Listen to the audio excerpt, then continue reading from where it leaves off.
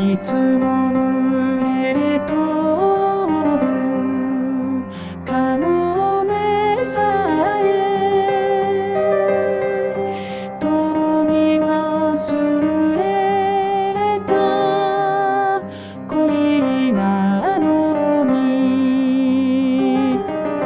今夜も汽笛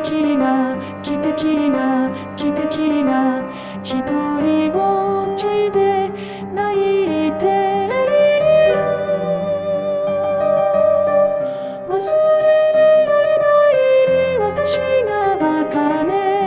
連絡船の着く港、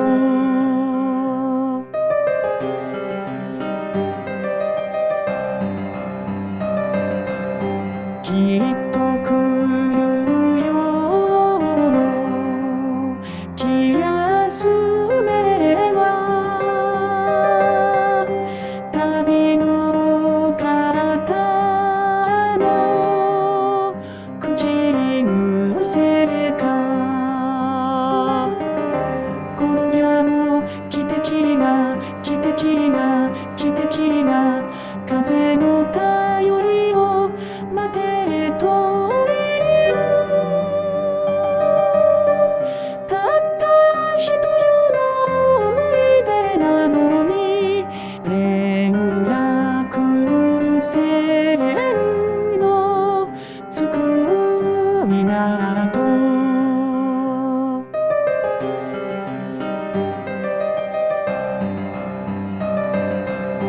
船はいつかは帰るけど、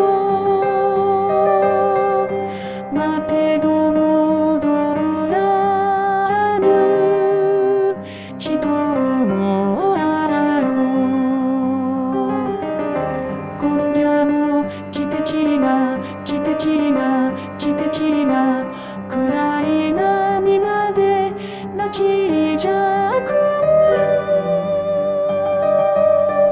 泣けばチリチリ涙の粒が連絡船の着く港。